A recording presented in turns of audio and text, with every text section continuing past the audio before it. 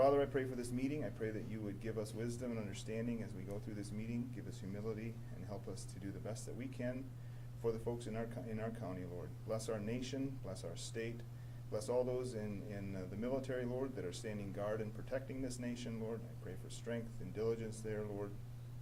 And just pray that you would bless the day in Jesus' name. Amen. Amen. Amen.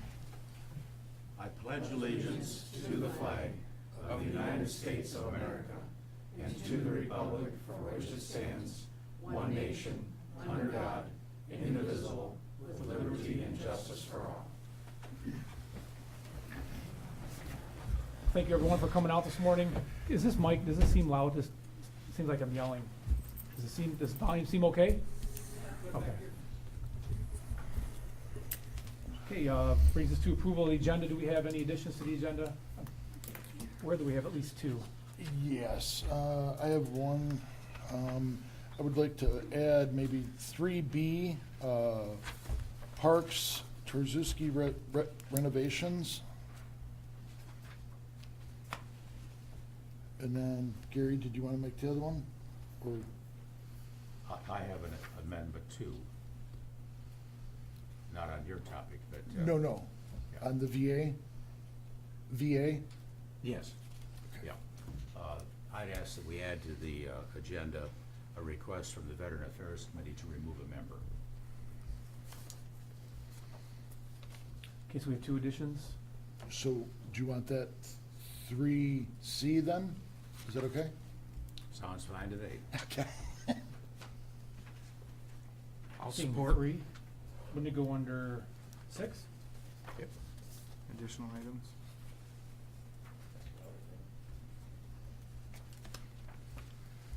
A and 6B. Yep. Is that all right? That's fine. I was looking at 3. 3 is community mental health. Yeah, So- I just figured that because we have parks here, I didn't necessarily Oh, want to sure. make them sit through the whole entire Okay. meeting. That's fine. 4 looks pretty quick, Commissioner Zender. Whichever. I'm good either way. So 6A, we'll put under 6A. Okay. And then VA appointment under 6B.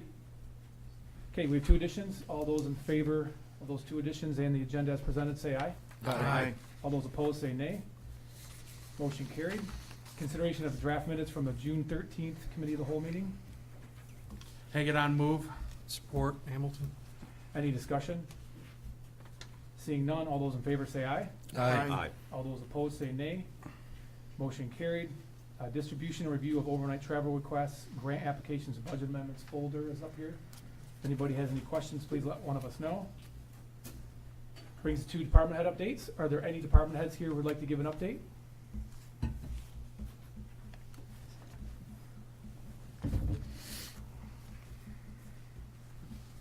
Good morning, guys. Morning.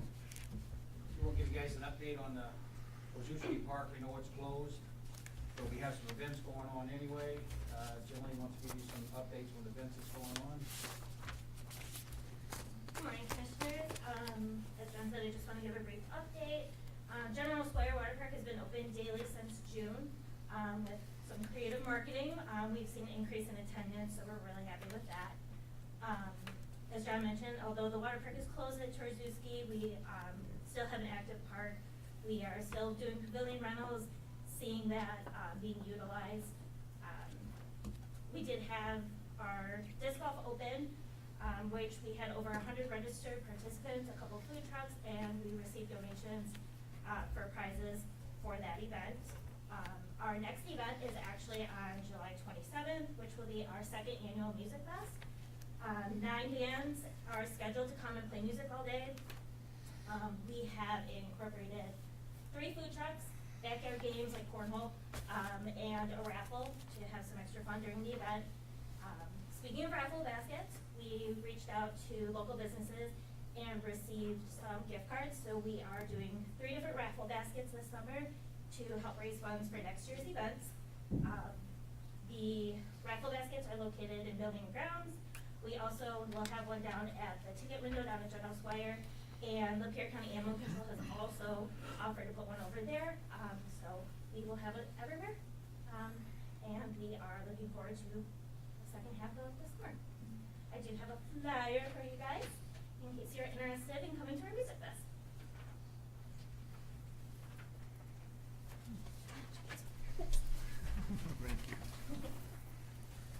Thank you. Yep. Thank you guys. Great, thank you. Any other department heads like to give an update this morning? Okay, brings us to our first public time. Is there anybody from the public who would like to speak during the first public time?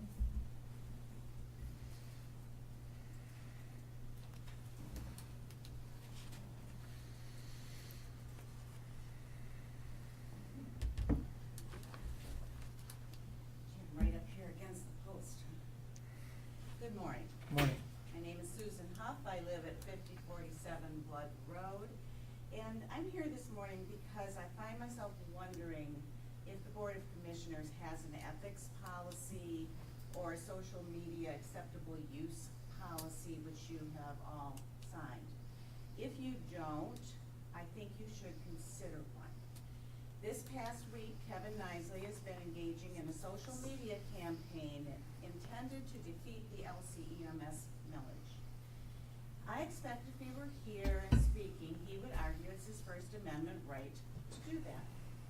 But when he speaks in these posts and comments and states that he's a county commissioner, and he states that as such he has a fiduciary responsibility to do this, then he's blurring the line between his personal First Amendment rights and his responsibilities to this commission and to the voters in this county.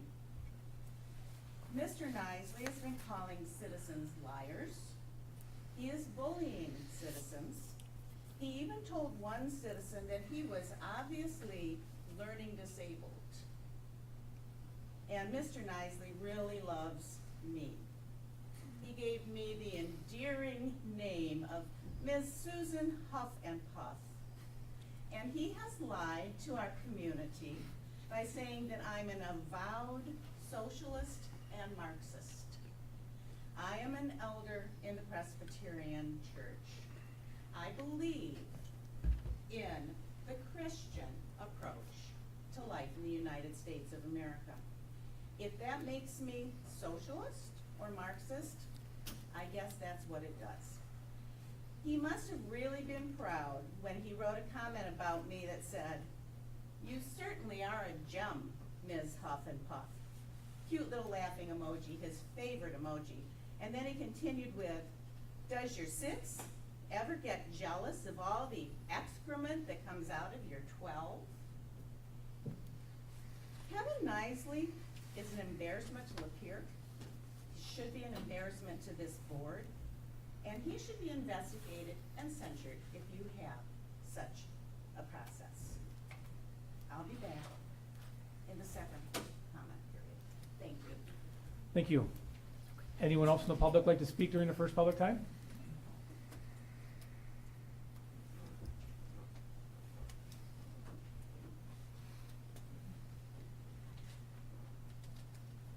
Carolyn, Maritime Township. This is just a meme that I saw this week, and I've seen it so many times, and I just remember the people who are against voter ID are the ones that wanted you to show vaccine papers, proof of vaccine papers, okay? And just some of the things that have been on the agenda lately, and the other meetings we go to at Township, and the spending of money, the spending of taxpayers' money. It just seems like people think that it's when the people who are elected, it went in their checkbook, and it's just, they don't think about where that money came from. The hardworking people, where that money came from. And it's from their checkbook, and they just feel like they can spend it whatever way they want to. And I was thinking about it this morning, and in my neighborhood, people grow gardens. They hardly go to the grocery store because they grow a lot of the things they eat. And I thought, if I were to go to my neighbors and pick a bushel of their tomatoes, their beautiful ripe red tomatoes, and then decided that I was just going to distribute it to all the people that didn't grow a garden for whatever reason, they had lots of excuses, because we all have excuses for things that we do and don't do. And I distributed it to all the neighbors who didn't have tomatoes. And I go back to my neighbor who grew all those. How happy would that neighbor be with me? Not very happy with me. But all those other neighbors, they're gonna love me because I just distributed someone else's work to them. And I just think that we need to think about these things because and it may, reading the agenda and with the situation where the grant money is going to help people with houses that whatever, I mean, if there's truly accountability or if there is something that people are buying into this. I worked at a garden with kids, and I had kids that would go out, they would run to that garden because they wanted to know what was right. They were kids that didn't work in the garden. They were just kids that went to the garden because they knew something was out there. I just really think we need to think a little more about writing those checks. Thank you. Thank you. Anyone else in the public like to speak during the first public time?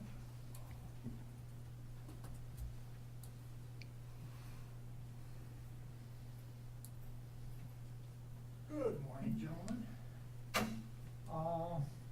I know the lady is upset about Mr. Nisley, and I understand it totally. I'd like to point out to the board that this is the third month in a row Mr. Nisley has missed his township meeting in Oregon Township. I had several people, I didn't see it, I'm not an internet person. I had several people call me and discuss Mr. Nisley's rant about EMS. I watched him browbeat the director of EMS in here in a meeting. I was thrown out for what I called Mr. Nisley. And I would just like to know, since Mr. Nisley is so intent on eliminating EMS, does he by chance own stock in McLaren and want MedStar to get all the business from the county? Last thing I want to say to you guys is, last Saturday night, between 7:30 and 8 o'clock, I drove through Columbiaville to go fishing. And lo and behold, in front of Amy's Bar sits a Veterans Affairs van, all wrapped, nice government plate on it, and the number on it was 114X076. And at 20 minutes to 12 that night, when I decided nothing but mosquitoes were biting, I drove back through town to go home, and the van was still sitting in front of Amy's. Have a nice day. Anyone else in the public like to speak? Okay, seeing none, we're going to close the first public time. Brings us to our public hearing regarding the Community Development Block Grant. We're going to declare that hearing open at 9:15. Is there anybody from the public who would like to speak in regards to the block grant?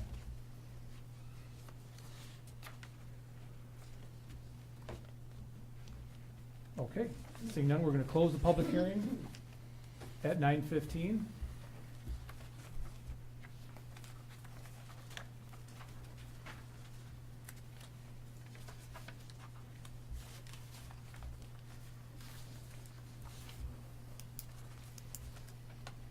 Any comments or questions? Motions? I do have a question for clarification. So at the meeting 2 weeks ago, we had literature that explained that this grant, the way it works, and this is Ms. Whaley, could you clarify some of this, possibly? So basically it goes off of the mean household income of residents in Lapeer, which according to Data USA is around $75,402, and it's 80% of that. Is that correct? It's based off of whatever HUD identifies as the AMI, so yes, it's based Okay. off of that. I'm not sure the exact dollar amount off the top of my head at this time. Okay, so if the average mean household income in Lapeer, $75,402 a year, you would qualify if you made $60,312 or less. I believe the dollar amount that HUD has listed is less than that, but yeah, that would be Okay. very. You know what that number is, possibly? Without looking at the current posting that they have, no, not off the top of my head.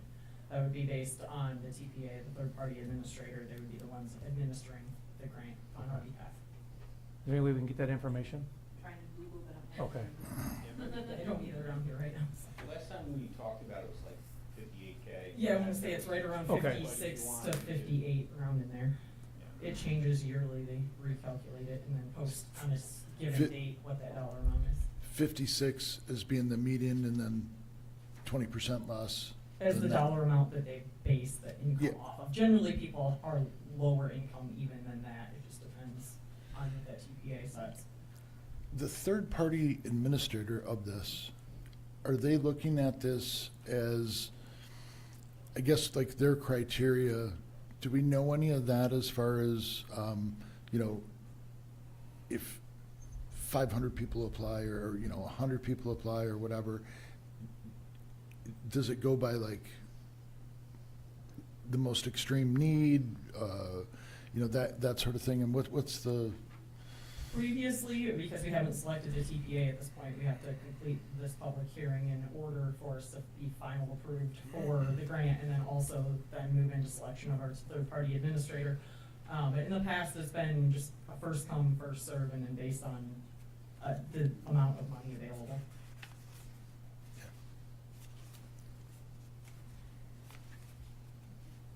But to be clear, it's right around 58,000 is kind of the cutoff. That's my understanding, yes, at the current time. So if you have a household income of 58,000 or less in Lapeer, you could qualify for this grant. Right, and Okay. then they can set, if they want to set a special target of senior citizens, disabled, they're allowed to as well include that as criteria. Is there a way, if we did approve this grant, that we could reduce that number from 58 down to, say, 40? We can make a selection of our third-party administrator based on that, yes, and then negotiate that in whatever agreement we go into.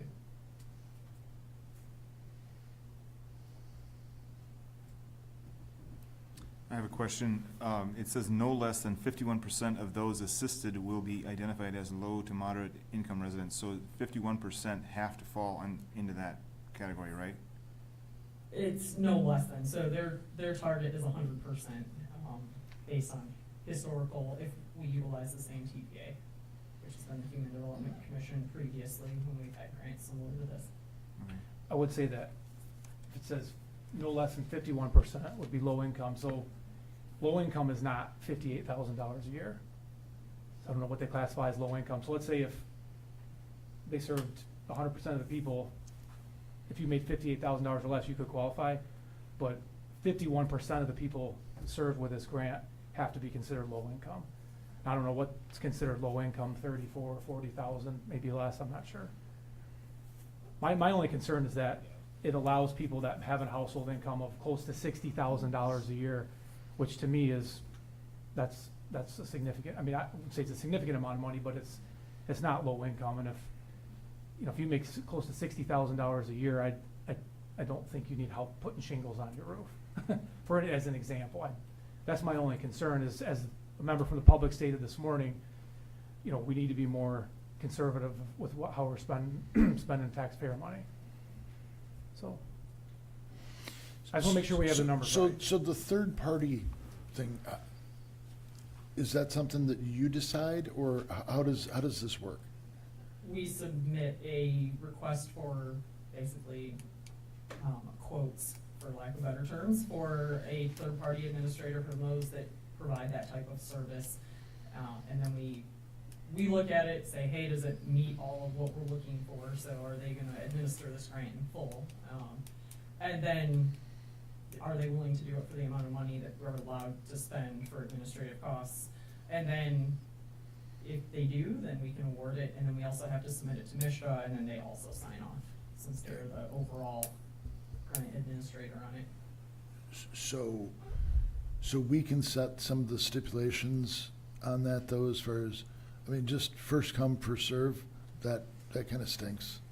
Yeah, as long as they're within the guidelines of the grant, which are quite substantial, as most federal grants are, then yes, we can negotiate some stipulations within that grant. Okay.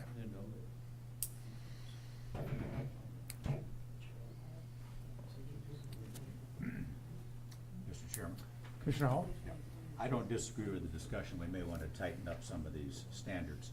But for today's purpose, all we're doing is holding the public hearing, and the motion is simply going to be to submit the hearing minutes. So I'll make the motion to close the public hearing regarding the Housing Improvement Local Mobility Program and approve submission of the minutes of the public hearing to the Michigan State Housing Development Authority for the record, noting the maximum award in the amount of $500,000. I'll support. Any discussion? Just so I'm clear, we are gonna have to revisit this again to finalize this. Yes, we'll have to revisit it, especially with the third-party administrator portion of Okay. it, yes. Right. Okay. Okay. All those in favor say aye. Aye. All those opposed say nay. Nay. Motion carried. Thank you, Sarah. Brings us to Sheriff's Department. Number 2, we have request authorization to purchase an Aqua Eye and Aqua Eye Reach handheld sonar equipment to the dive team.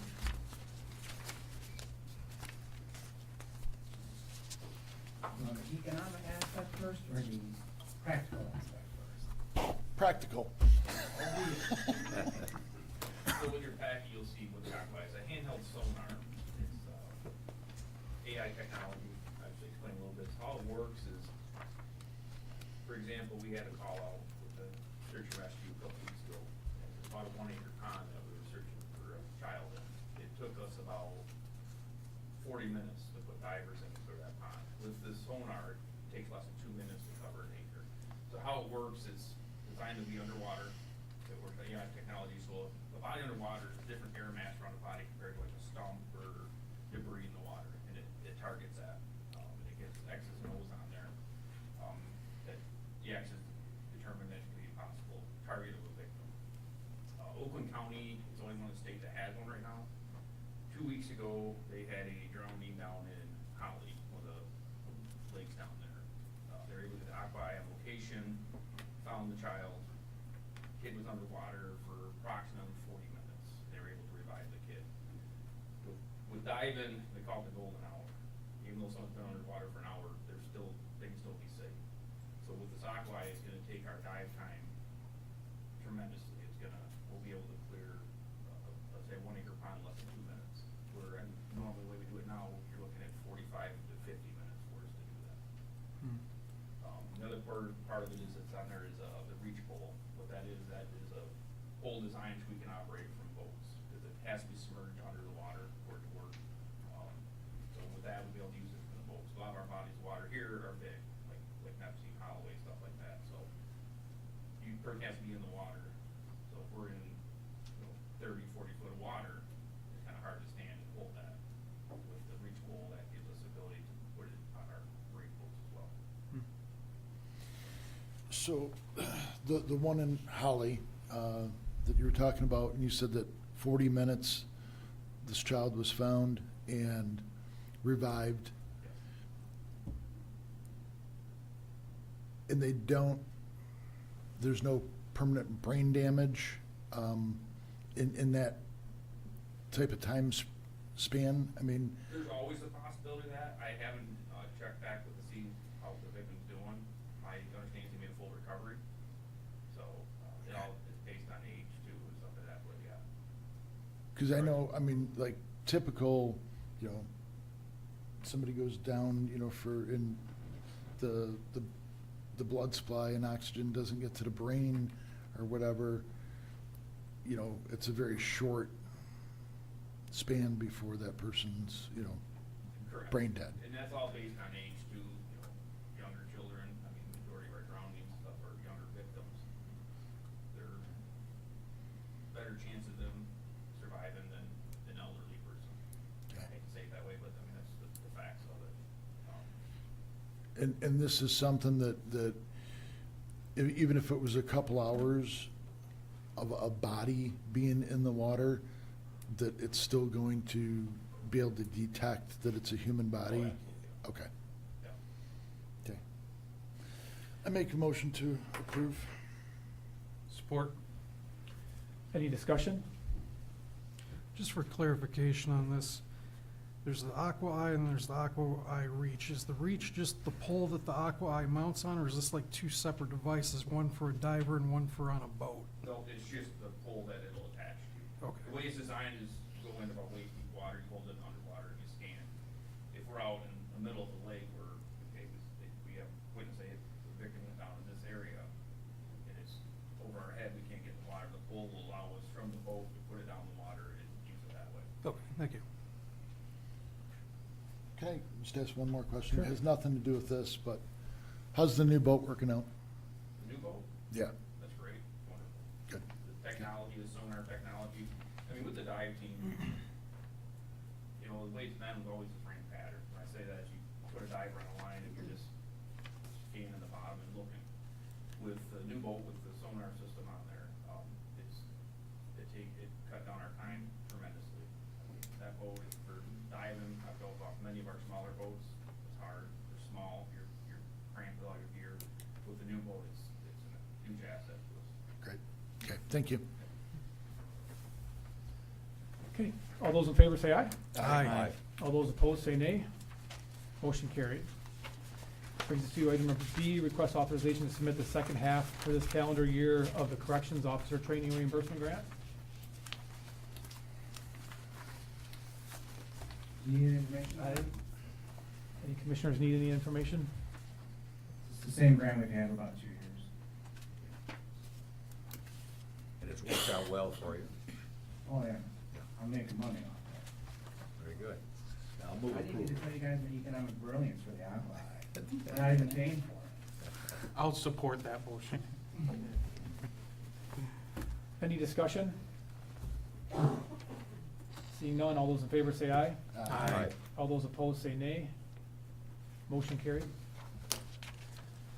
Thank you. Thank you.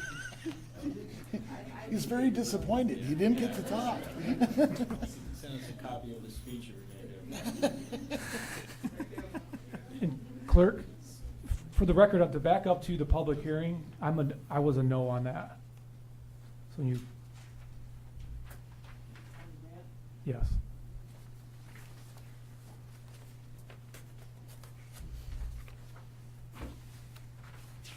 Okay, brings us to item number 3, community mental health, request to approve the budget amendment for fiscal year 23 through 24.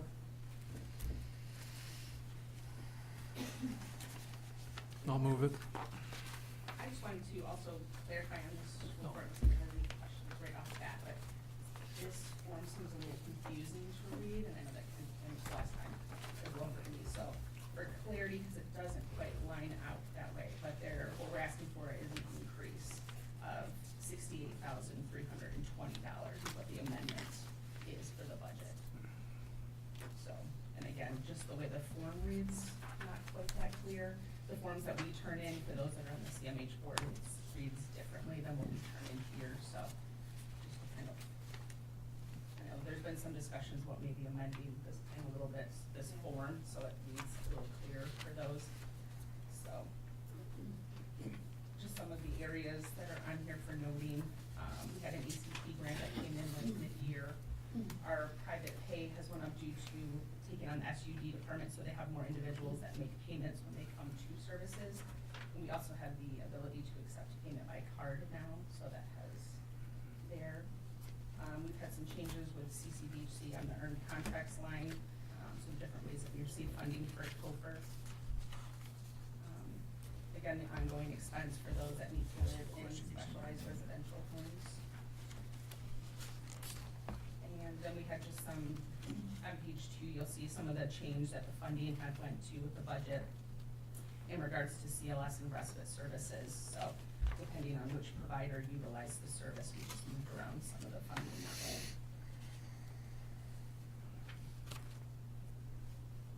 So overall, what's the change in the budget? $68,320. That's an increase? Correct.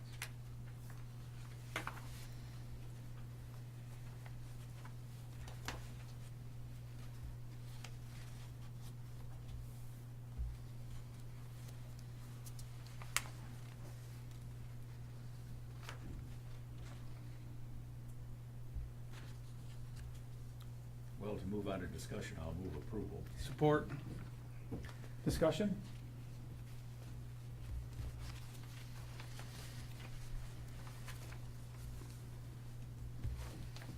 Seeing no discussion, all those in favor say aye. Aye. All those opposed say nay. Motion carried. Thank you. Brings us to number 4, Administration and Finance. We have a request to accept the MERS 2023 actuarial report. I'll move it. Support. Any discussion? I'll just make a note here that when you look down at the percent funded, the average is just slightly under 79%. And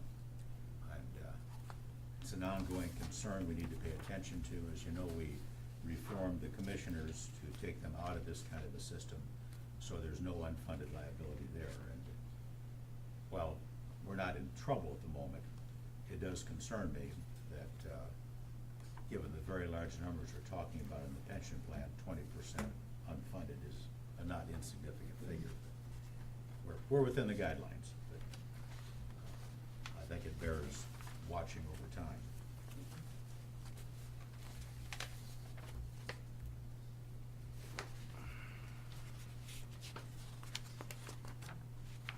Do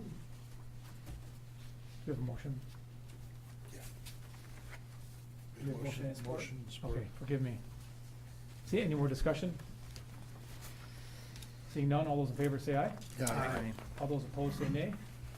Motion carried.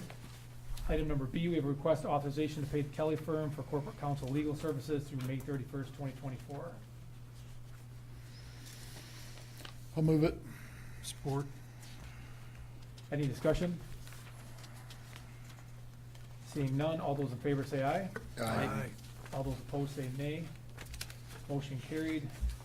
Item number C, request authorization to pay Schiffman Fournier for labor services through June 30th, 2024. I'll move it. Support. Any discussion? Seeing none, all those in favor say aye. Aye. All those opposed say nay. Motion carried. Okay, we have, next up is additional items. A is parks. So this is, basically, John's gonna explain kind of where we're at with Torzuski, the process involved. He doesn't feel that he actually has authorization at this point to authorize payment. I guess is probably the correct word, right? Correct. We have a budgeted, line items for each thing. And as long as that's not over, if we have to approve every single thing through the board, this project's never getting done. So, do you wanna? So I just wanna make sure I'm authorized to hire contractors and such that's in the scope of work that you guys already approved. Like I said, if I have to hire a contractor to come see you guys, every time I hire a contractor, it's gonna take 5 years to get this done. So I just wanna make sure I'm authorized to hire contractors that's already in the scope of work that you guys have already approved the money for, such as a new slide, such as, but anything out of scope of work,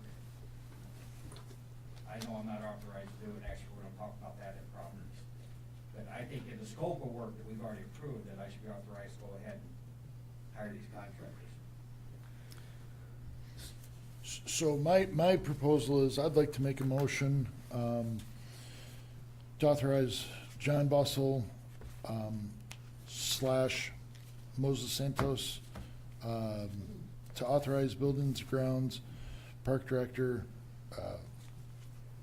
to sign any documents pertaining to Trzuski County Wetlands Water Park renovations project within the scope of the work and monies previously approved at the January 11th, 24 regular board meeting. Board motion 34-2024 to avoid delays in the completion of the project. Support. I'll give you an example. We need to get some soil boring done. And if we don't get this done, our contractors are gonna start finding other jobs, and they're not gonna be at our park working, they're gonna be working somewhere else. That's just one example. I'll support the motion. So so hiring contractors, I want to be clear.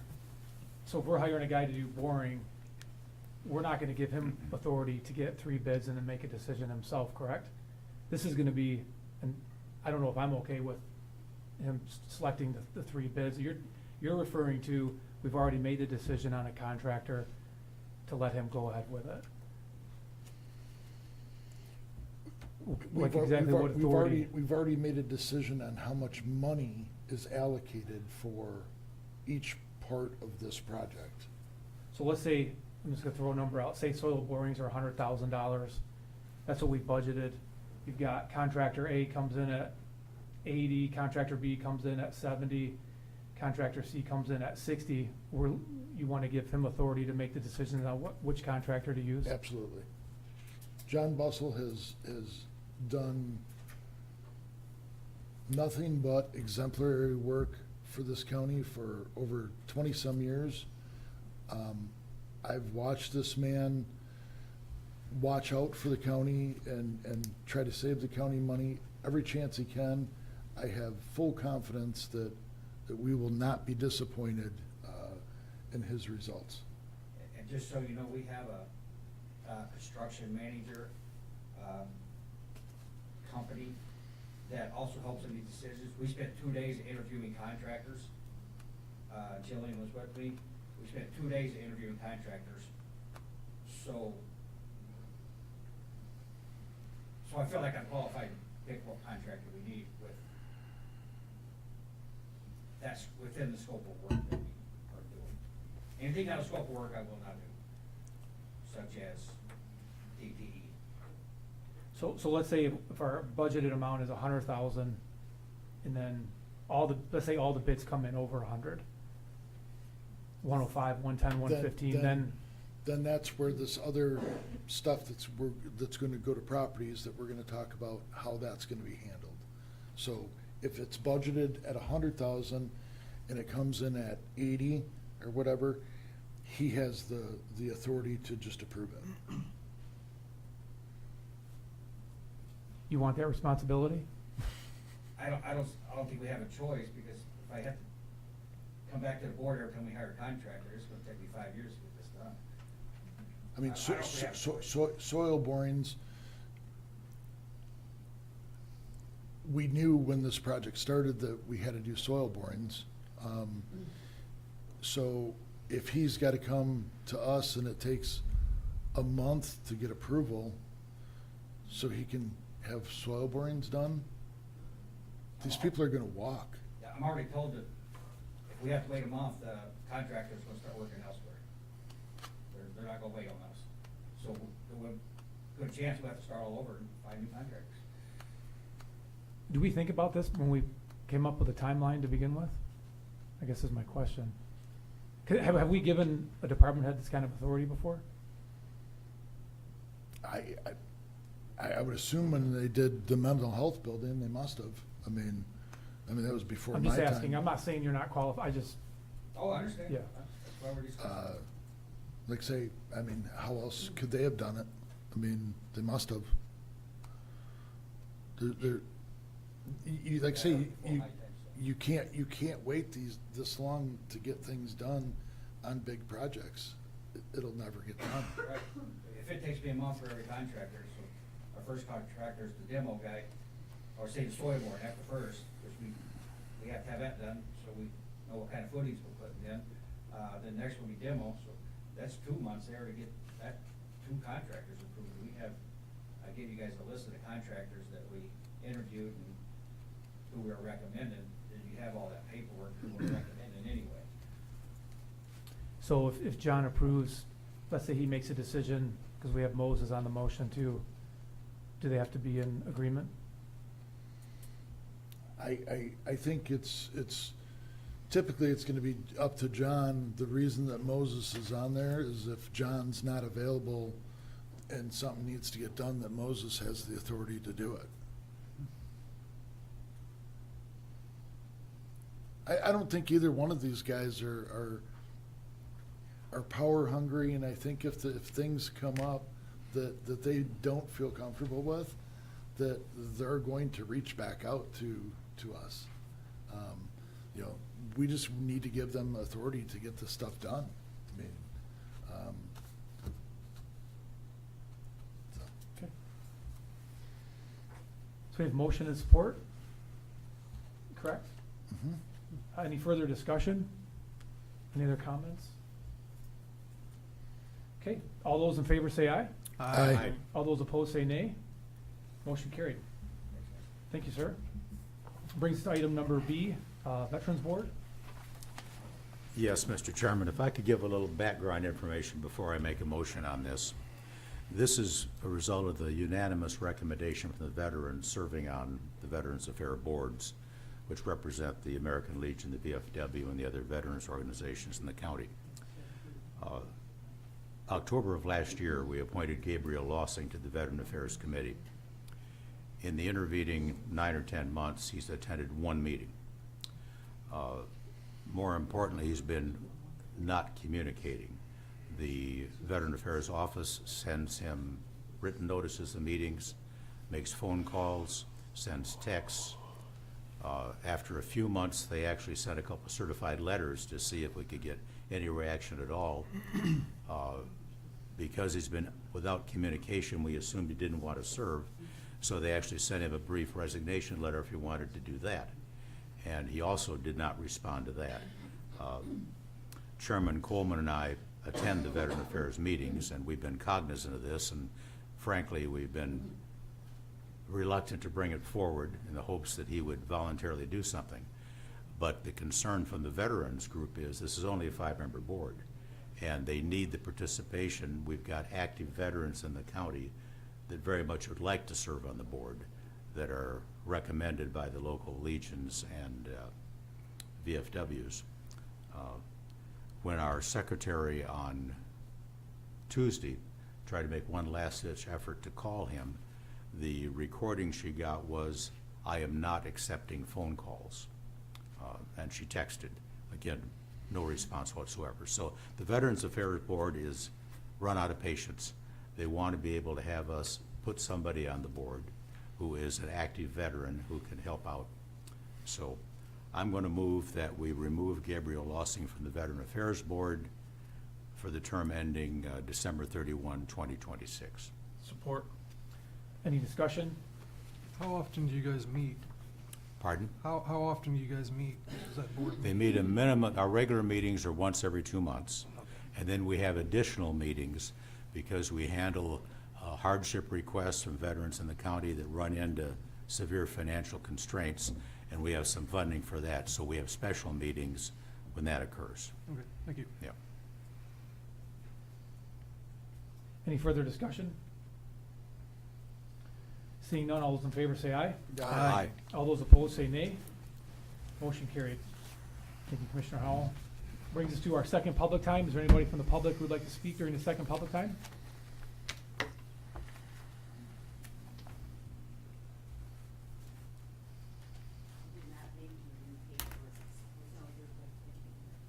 I don't even know where to start.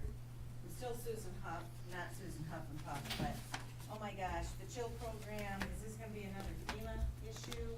We sent a lot of tomatoes from our garden to the federal government, the state government. This is a chance to get some tomatoes back to our community that we already sent there. If you read the information, it's for low and moderate income folks, it's not just low income, and it's to keep our community intact and to keep our homes attractive and to want other people to come to our community and improve our tax base. Let's not go down that road again, please. Gabriel Joe Lossing, if you need to get a hold of him, check Facebook, because he's spending a lot of time this week on the Friends of Lapeer County Taxpayers there with Kevin trying to undo the EMS millage. So he's got time for that apparently. So I lost count of the number of times Kevin Nisley cried socialism in his posts this past week, that the EMS service we have is a redistribution of wealth. We're paying for other people's deductibles and their co-pays and how horrible that is.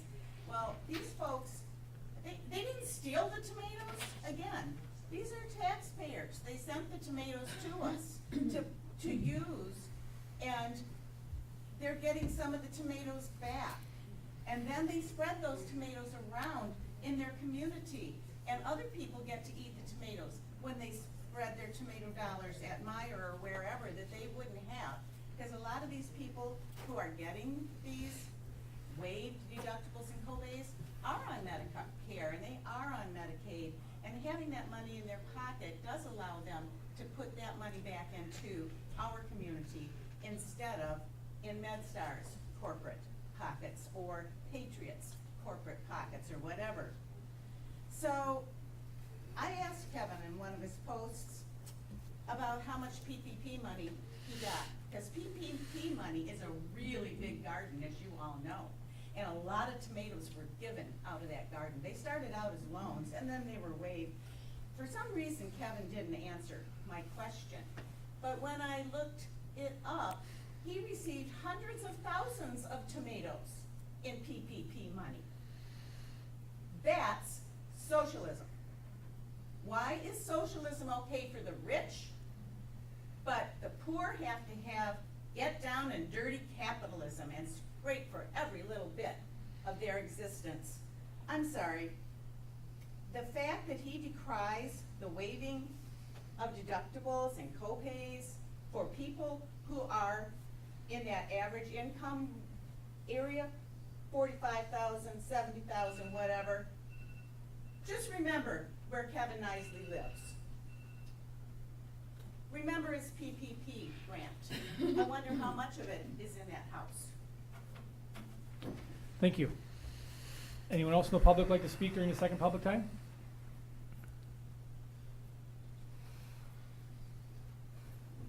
I'm just gonna offer a little support to the lady that was just up here.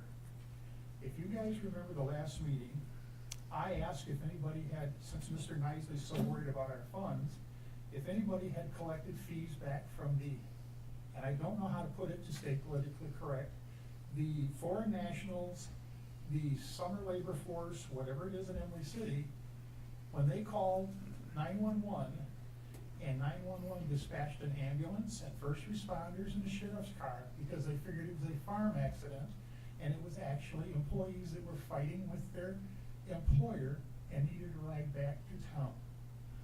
Furthermore, you guys know I am not easily intimidated or impressed. And the way Mr. Nisley is going, and from what I'm hearing from people on the street, and the questions that are being put to me, remember this, I'm not impressed by the boards he used to carry on his shoulders. I know at Delta, in the Delta 2, he was God. Nobody could question him, nobody could refuse an order. That's the way it works in the airlines. But you know what I found? The pilot, he runs things, but it's usually the pilot that crashes the plane. Anyone else from the public like to speak?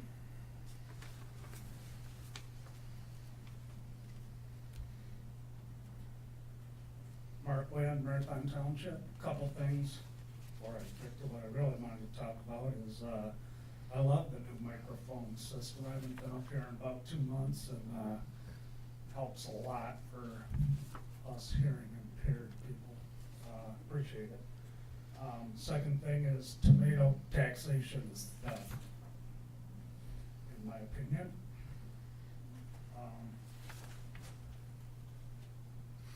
I'm a little incoherent, got a bunch of rambling thoughts.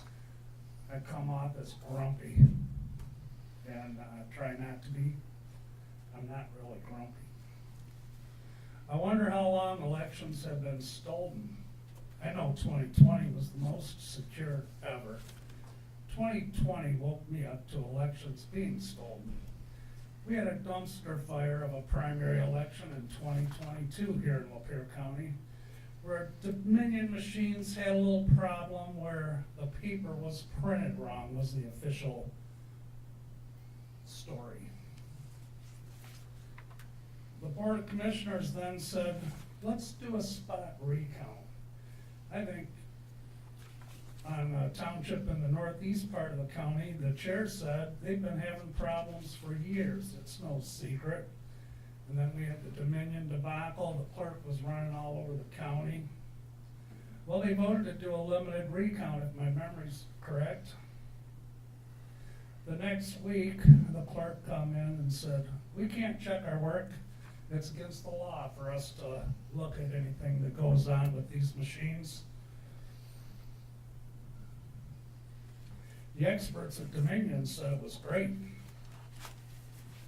I think that was the election that all of you guys got elected, except Brian ran unopposed, so he was already in. So that was a secure election because you guys got in. Dominion said you were elected, so you must be elected. Or maybe you're all illegitimate.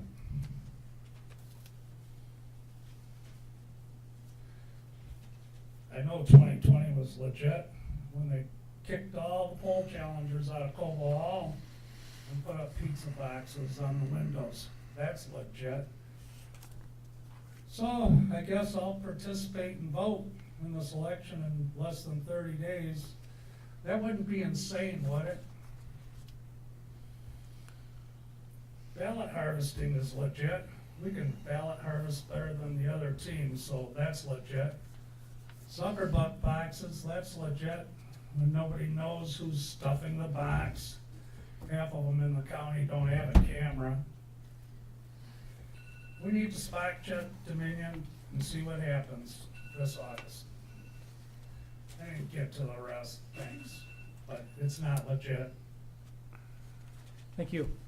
Anyone else from the public like to speak?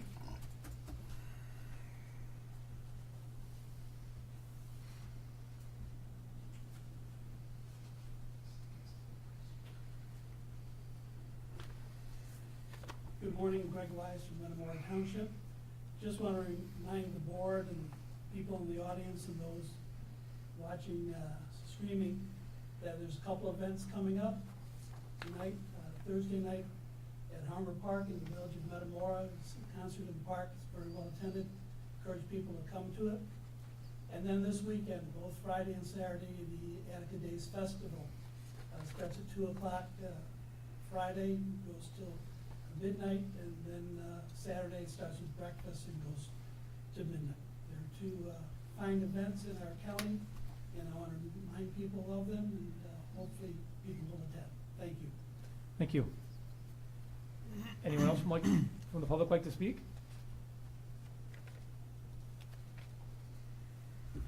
My name is Anna Pierce. I'm from Hadley Township. I heard the concerns of one of the people back there. And I just want to encourage the public to talk to their clerks and to their township boards who have legislative duties and have an oath to uphold to ensure that we have a Republican form of government and to ensure we have constitutional elections. There have been many things happen with our elections lately that are really unconstitutional. And at the local level, the people can talk to their township board about assuring that we get that constitutional election. If anybody would like information on that, they can contact me, because there are those of us who are learning about how we can change that. And it's slow, but really, even right now, we can work to get change. Thanks. Thank you.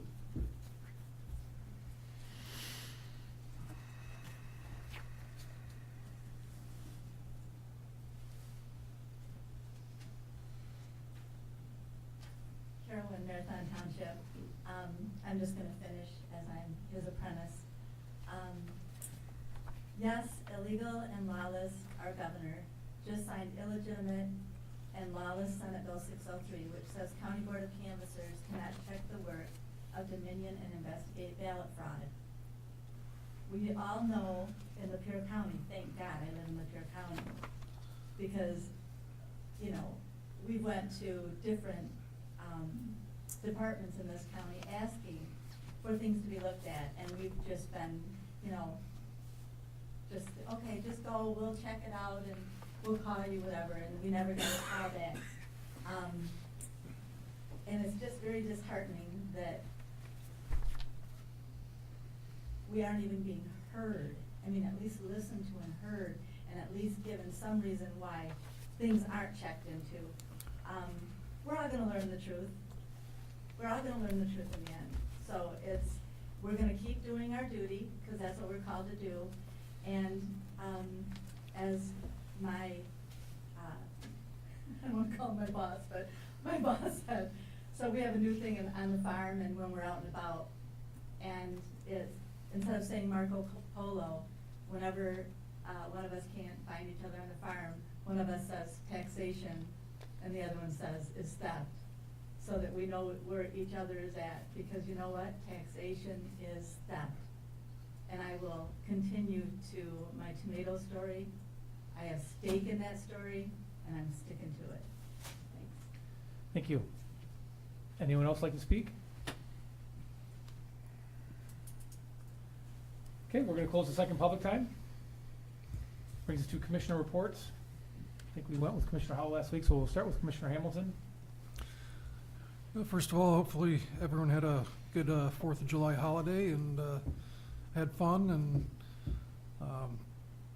about 2 weeks ago on Saturday, Commissioner Howell and I attended a grand opening for Northern Broadband. Up in the North Branch area, they're expanding high-speed internet service. They currently have a wireless service, and they're building out a fiber to the home network. It's a really great facility. Glad to see the investment in high-speed internet coming into our county, and it was a good time meeting the people there. And it's going to take a few years, but there are options coming to the county, and investment coming in here for high-speed internet. I know it's been a big concern of a lot of people, but it's coming. So, thank you. Well, that was short and sweet. I don't really have much either. Just remind everybody, July 23rd to the 27th is the Eastern Michigan State Fair, a little event that we put on in Emily City, if anybody would like to attend. And it's nice to see Amy here today. She must miss us. So, and I want to thank the Sheriff's Department for explaining that Aqua Eye thing. That was very interesting. And I was not expecting, I guess, some of the answers that they had on that. So it was very enlightening. So that's it. Everybody have a great weekend. Well, I find this meeting very interesting today. A lot of people talking about tomatoes and taxes and money, and I think it's pretty interesting to listen to. It's actually kind of goes in line with something that I was reading this week, and I wanted to share with you all, if I could. But before I do, I want to just talk about debt and taxes a little bit. I was thinking about this week as far as how indebted we are as a nation, and we're just about to the brink. Like, I don't think we can go much further, but yet I keep getting surprised how much further we can go and how much further debt can go up, and we just keep on heading down the same road that we're on. But our county budget is, and Jackie can correct me if I'm wrong, but I believe it's $113 million annual budget. $23 million of that comes from property taxes in Lapeer County. So the difference between $23 million and $113 million comes from state and federal government. And I was thinking back about during 2020, during the COVID, and how our government is designed to protect us, not provide for us. According to our Constitution, the Constitution says that we promote the general welfare, but we provide for the common defense. So our government is designed to protect us. from danger, not to provide for us. But we have morphed into something completely different. Our government is now providing a lot of stuff for us: housing, health, all kinds of stuff, food, everything. We take it from the taxpayers, and then these tomatoes we take from everybody, and then the government gets to decide who gets some of these tomatoes, if they qualify or don't qualify, or however the government deems that necessary. And I got to thinking about COVID back in when the lockdowns came about, and those were completely unconstitutional. The Constitution gives no provision for the government to shut down the entire country and shut down the economy. It's not there. So they overstepped their constitutional authority there.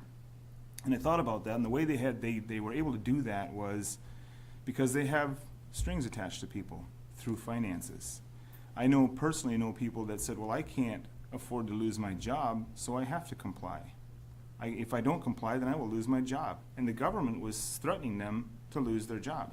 It was the government that said, businesses with 100+ employees, you have to force these people to get vaccinated or they will lose their jobs.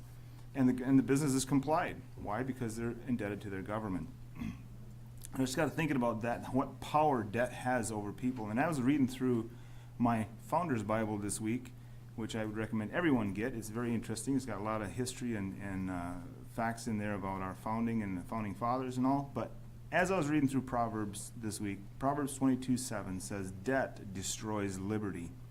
The Bible is clear about debt, telling individuals in Proverbs 22:7 that the borrower becomes the lender's slave. To the degree that someone is in debt, to the same degree is that individual's liberty diminished. For debt directly limits freedom by reducing the number of available options for what can be done with earned income, since a portion of it is pre-obligated to the note holder. The greater the debt, the less options the individual has. The greater the debt, the more that someone else determines what you will do with your money. It was for this same reason that God also commanded his nation Israel to avoid debt. For the Lord your God will bless you as he has promised you, and you will lend to many nations, but you will not borrow. And you will rule over many nations, but they will not rule over you. That's in Deuteronomy 15:6. Notice that if Israel was the lender, she ruled the others. But if she was the borrower, the others ruled her. Our founding fathers understood this, as Thomas Jefferson explained. To preserve the people's independence, we must not let our rulers load us with perpetual debt. We must make our election between economy and liberty, or profusion and servitude. Notice the sequences. Frugality produces liberty, but spending produces slavery. So to enjoy liberty, practice frugality. But if you don't mind bondage and oppression, spend away and get into debt. Jefferson warned of the consequences of excessive government spending. The leader of this frightful team is public debt. Taxation follows that, and in its train, wretchedness and oppression. So strongly did the founding fathers oppose debt that Jefferson declared to place economy, meaning frugality, among the first and most important of Republican virtues. The public debt is the greatest of dangers to be feared. I only have a little bit left here. Typical of their warnings on this subject are those from Alexander Hamilton, the nation's first Secretary of Treasury, who forcefully declared, "Nothing can more interest the national prosperity than extinguishing the personal debt, and to avoid as much as possible the incurring of any new debt. Establish that a government may decline a provision of its debts, though able to make it, and you overthrow all public morality. You unhinge all the principles that must preserve the limits of free constitutions. You have anarchy, despotism, or what you please, but you have no just or regular government." President George Washington agreed. The progressive accumulation of debt ultimately endangers all governments. No monetary consideration is more urgent than the regular redemption and discharge of public debt. Thomas Jefferson was equally succinct in his declarations. "I am for applying all the possible savings of the public revenue to the discharge of the national debt.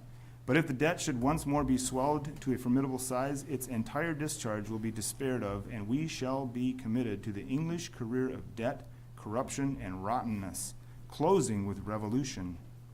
The discharge of the debt, therefore, is vital to the destinies of our government. The founders understood that the borrower becomes the lender's slave, that debt destroys freedom and prosperity and produces taxation, servitude, and oppression. Never before has that been so frightfully clear. America can no longer afford to mortgage its future. The American government and its voters, as well as every individual citizen, should heed the biblical advice to avoid debt by limiting spending. The Founding Fathers knew that national debt was an enemy to be shunned. We would be wise to do everything we can to contain and eliminate it, both personally and nationally, lest it completely overthrow what liberty we have left. I hear people talking about, we pay taxes to the federal government, we pay taxes to the state government. It's our money, we should try to get it back. My argument is, I'm a private citizen, I'm an individual that gets taxed by state and federal government. They take my money, that we say is our money, but it's my money, I worked for it, I earned it, it's mine. They take my money and they return it back to my local government. They don't give it back to me. Why is that? It's not my money. If it's my money, then I would like the check to come to my mailbox. Maybe, just maybe, then I would have more money to support my local government, rather than me giving it to them and then they get pick and choose where it goes and what gets done with it. Maybe, just maybe, if I had that money, if I were able to keep that money, I would choose to, or I could choose to spend it in my own local community how I deemed fit, rather than the federal and state governments deciding where it goes and what it should be spent on. So the idea that that is our money and we should fight for it, I don't buy it. If it's our money, then give it back to me. I earned it. I sweat, work every day hard for my money, and then I get taxed. I have no choice. If I don't pay my taxes, I go to prison, right? So taxation is theft. I agree with that idea. And if it is my money, then give it back to me, please. And that's all I have to say. Have a good day. Can't compete with that, but, so, get out and vote. I heard a gentleman from the public talk today about frustration with the elections and the possibility of that would be insane to get out and vote. Maybe I misheard him. But we need to get out and vote. In 2022, when we got elected in the general election, only 44,000 people voted in Lapeer County. At that time, there were 72,000 adults. So that leaves almost 30,000 adults, able-bodied people, voters in Lapeer County that did not vote in a general election. And in a primary election, it was even worse. It was around 24,000. So typically in a general, almost twice the amount of people vote in a general. We can do better than that. In 2016, the presidential election in Michigan was only won by 12,000 votes. So President Donald Trump beat Hillary Clinton by 12,000 votes statewide. So in Lapeer County, if we had 12,000 more people come out and vote, which is, I wouldn't think it would be that hard to do, you could swing an entire presidential election in that state. So we really need to encourage people to vote. I'm not saying that we don't need to can be concerned about election fraud and all that, but we need to vote. And I've said this for 2 years, that the whole election fraud thing is, yeah, there's truth to it, and I don't know, I'm not an election fraud professional, but what it's doing to the conservative base, it's given them a reason not to vote. And people that I firmly respect and that respect me are now coming around to that idea and realizing that this idea that, we can't win elections anymore and that there's too much election fraud is getting people not to vote, and which is called a PSYOP. So if you need to get out and vote, it's your duty to vote. Whether you believe the elections are rigged or not, you need to go cast a ballot. So I just encourage everybody to do that. Don't not vote because you don't have faith in your local elections, because you're just further exasperating the problem. And that's all I have. Thank you everyone for coming out. Since Commissioner Knisely's not here, I thought I would just say the U.S. national debt is currently at $34,895,736,000,000 and counting. With that, I will just say, Jillian, thank you for the flyer. For those that haven't, I'll put it on record. It is the Summer Daydream Music Fest, Saturday, July 27th at Torzuski Park from 1 to 9. Free entry, family friendly, and there will be food trucks. Thank you. Very good. I also have a brief report. I too was at the grand opening of Mercury Broadband in North Branch. I'm very pleased that they've chosen to locate in my district in North Branch. It's encouraging for the long-term trend of getting service in Lapeer County to have a major entity like this located in our county. Obviously, if you're talking to them, this is not something that's going to happen tomorrow, but it is going to happen over time. I was at the Deerfield Township meeting the other night. They were very appreciative of the county commission getting the new animal control ordinance in place. It's been a real issue for them.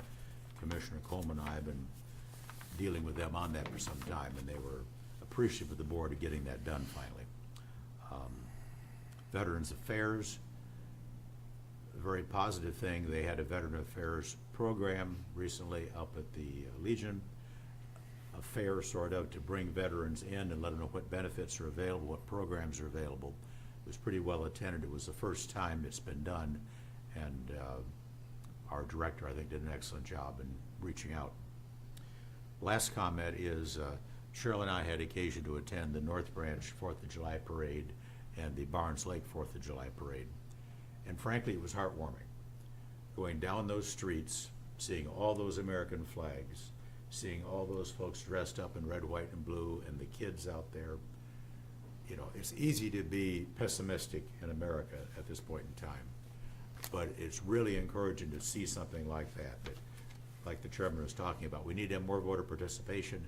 That's what we need to do, is encourage people to get excited about America and our future and get out and participate. Anyway, end of comments. Thank you very much. Thank you. Thank you, commissioners. Brings us to administration and CFO updates. Do we have anything? We don't have any updates, no. Sorry. Sure. I Nothing? could like make something up. Tell us the story. Sure. Okay. Motion to adjourn. Support. All those in favor say aye. Aye. Aye. All those opposed say nay. Meeting adjourned.